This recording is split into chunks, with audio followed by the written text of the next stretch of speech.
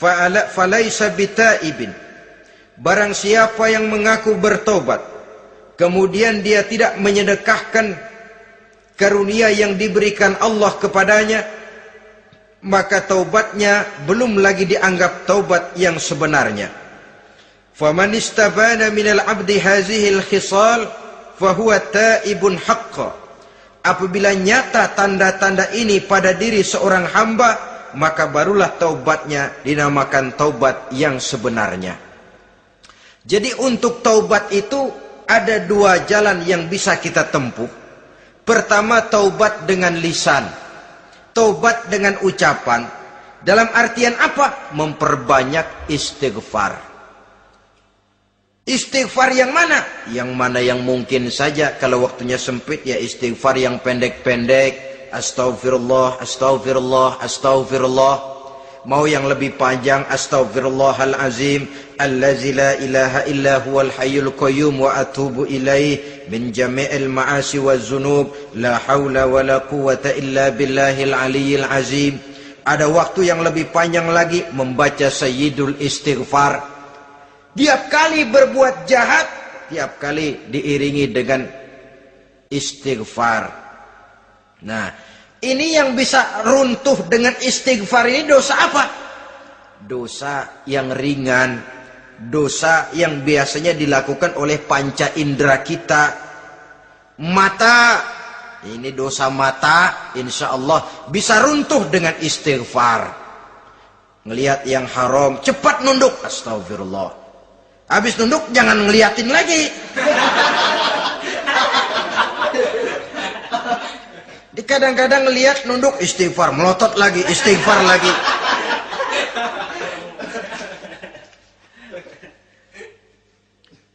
Saudara hadirin yang saya muliakan, kata Imam Ali, nazratul ula laka wasaniyatu alaika. Ini dalam menjaga mata. Pandangan pertama rezekimu kelihatan, namanya kelihatan kan rezeki. Pandangan pertama rezekimu, ulangannya dosamu. Ulangannya ini yang bisa membawa dosa. Dosa karena lidah, mengucapkan kata-kata yang menyakitkan orang. Dengan istighfar, insya Allah runtuh.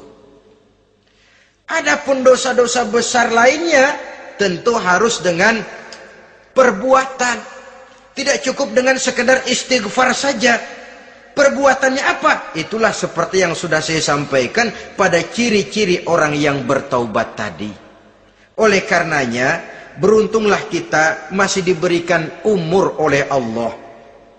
Sehingga segala dosa dan kesalahan yang kita lakukan, kita masih punya kesempatan untuk mengadakan pemutihan, bertaubat kepada Allah. Nah, apa kemudahan yang diberikan Allah kepada orang yang melazimkan istighfar di dalam hidupnya?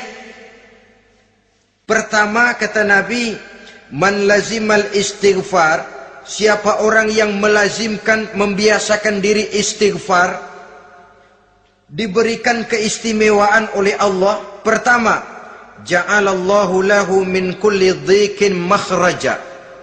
Allah akan memberikan jalan keluar untuknya dari segala macam kesulitan. Hidup ini kan problem. Makin tinggi status sosial, makin banyak urusan. Urusan akan selesai apabila hidup di dunia selesai. Kita menyangka orang lain lebih enak dari kita, padahal tiap orang punya urusan.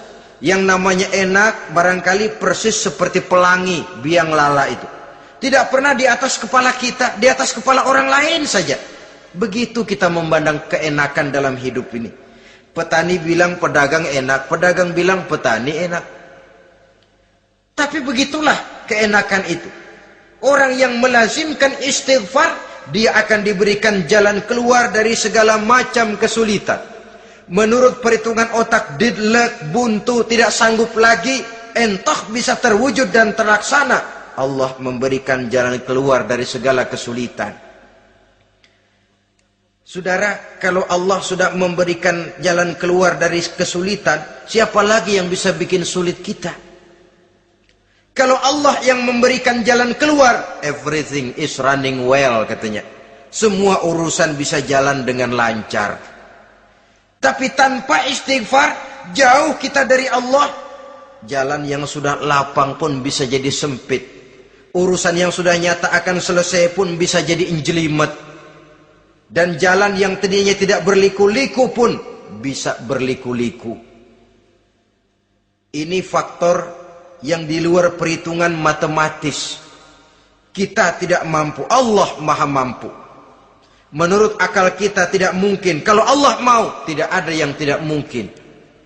Saudara-saudara, ini fasilitas pertama.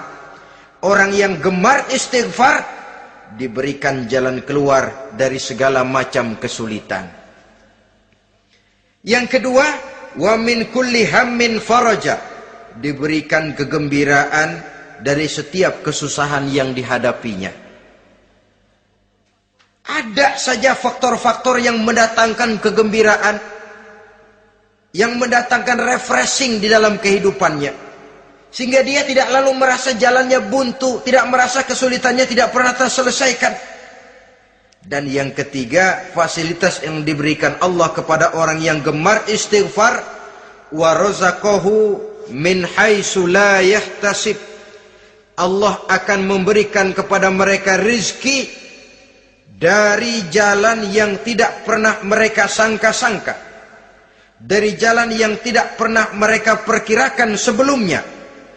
Saudara-saudara kaum muslimin rahimakumullah, inilah fasilitas ketiga yang diberikan Allah kepada orang yang gemar istighfar.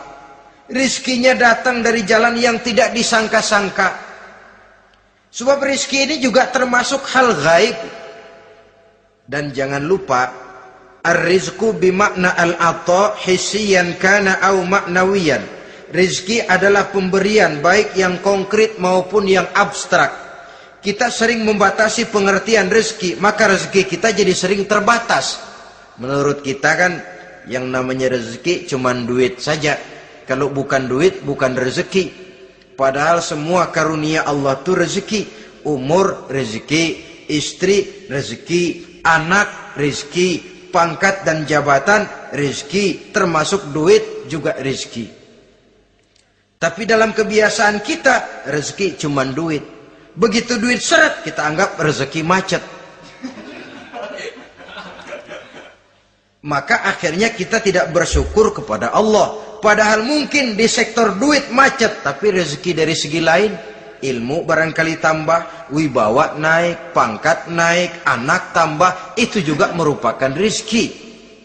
Saudara-saudara kaum muslimin rahimakumullah, orang yang gemar istighfar ini